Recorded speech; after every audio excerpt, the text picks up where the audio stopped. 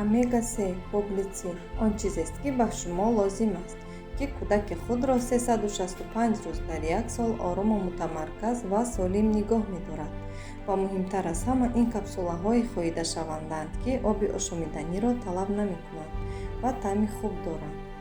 кӯдаконе ки омега-3-ро истифода мекунанд камтар бемор мешаванд, қобилияти омӯхтан ва муоширати баландтар доранд, ба аксуламалҳои аллергӣ ва равандҳои илтиҳобӣ камтар дучор мешаванд.